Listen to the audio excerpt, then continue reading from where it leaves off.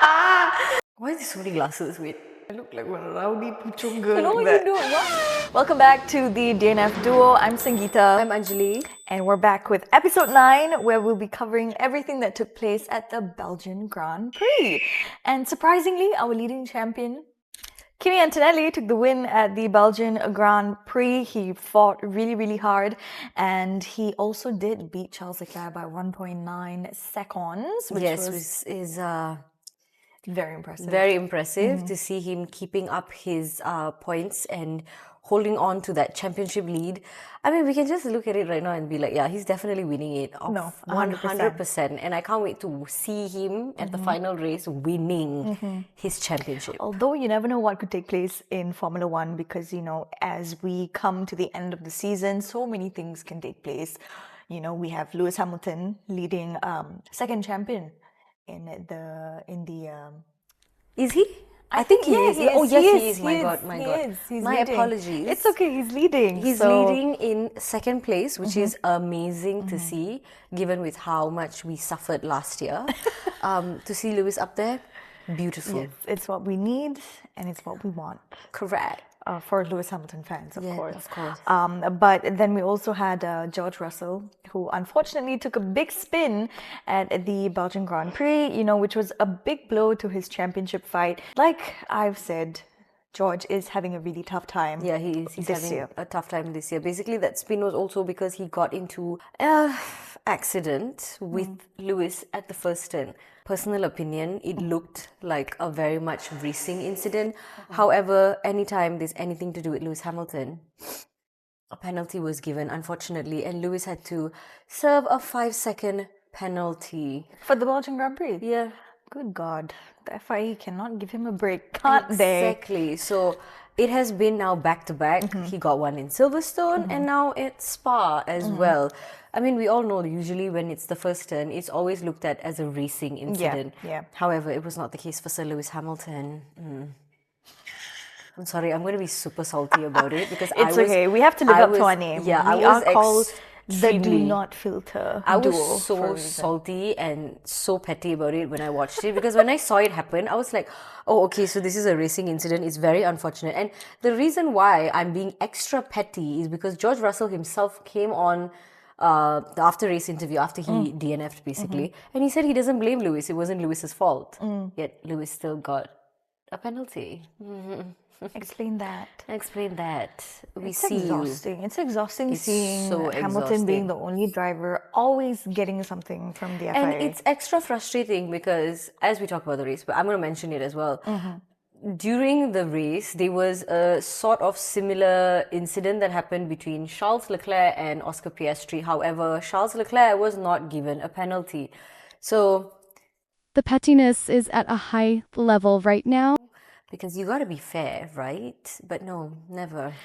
Unfortunately, not for the FIA against Lewis Hamilton.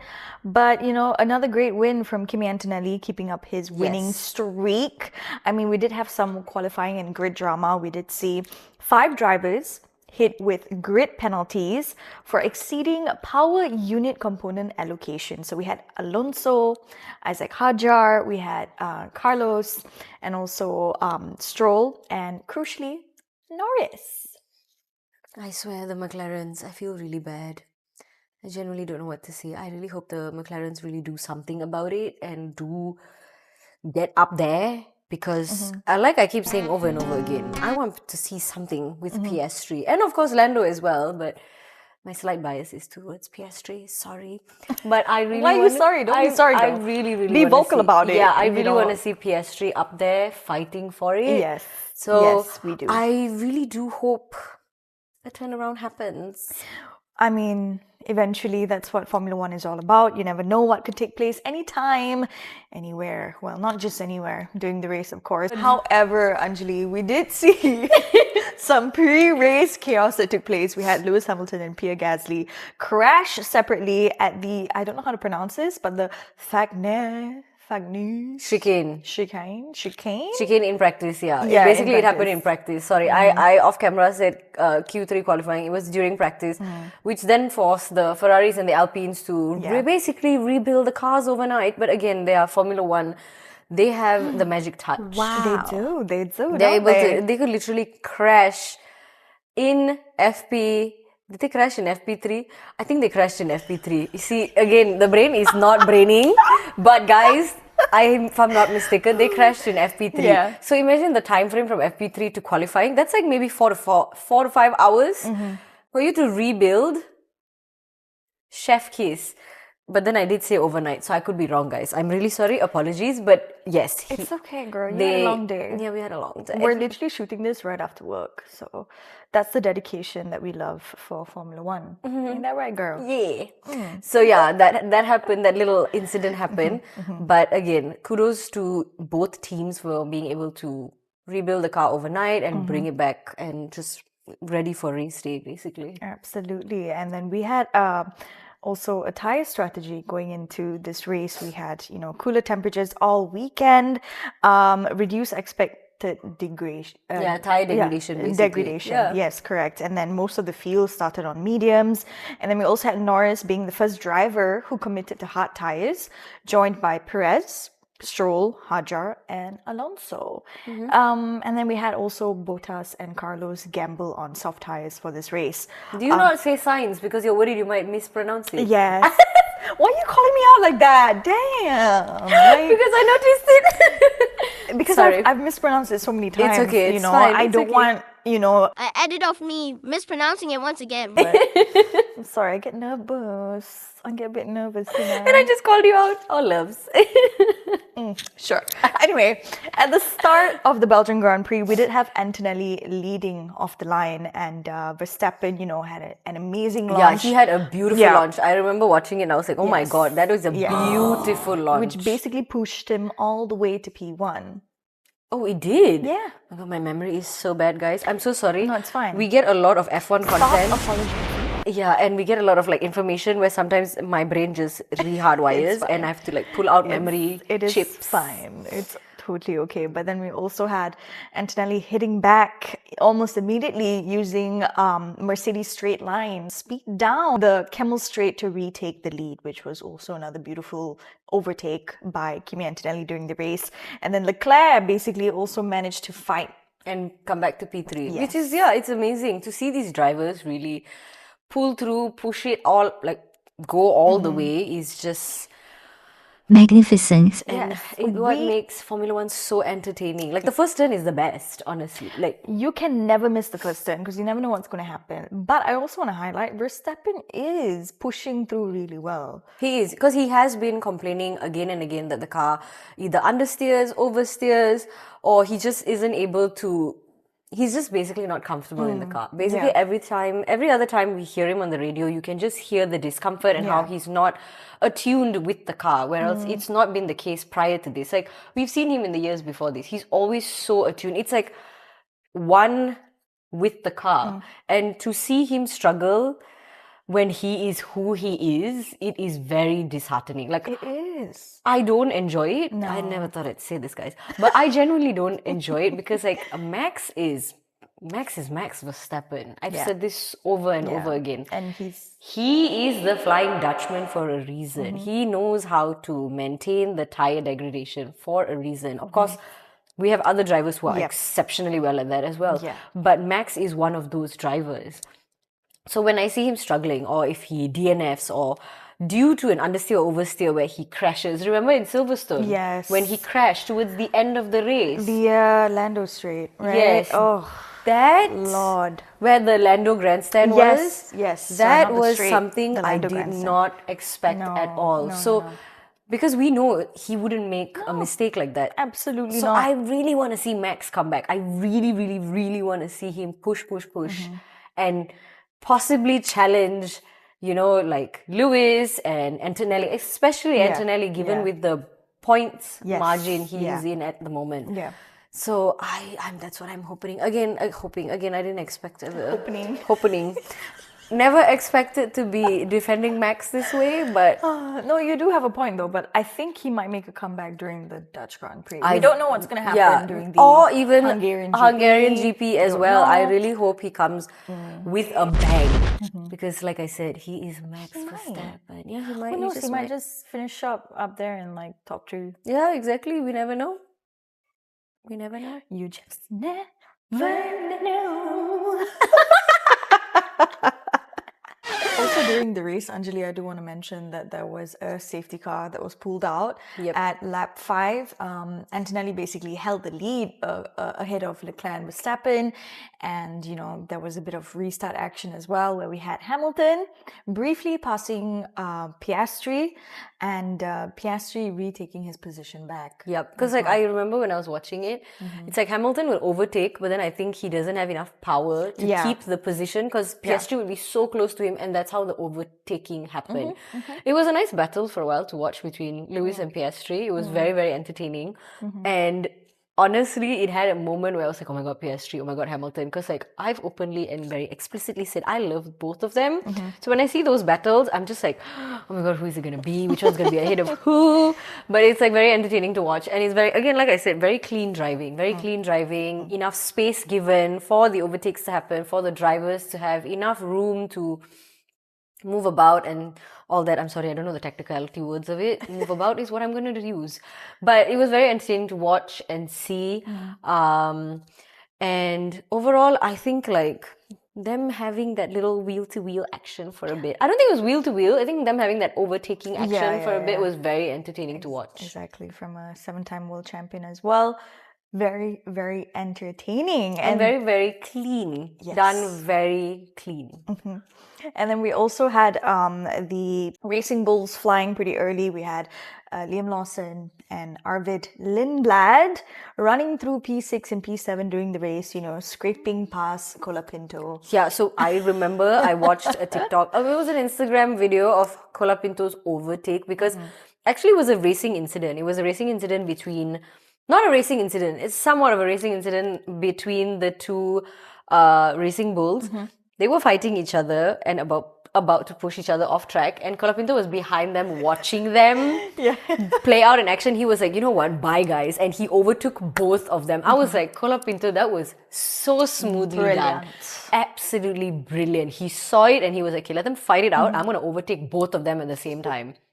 And that's what he did because they were wheel to wheel.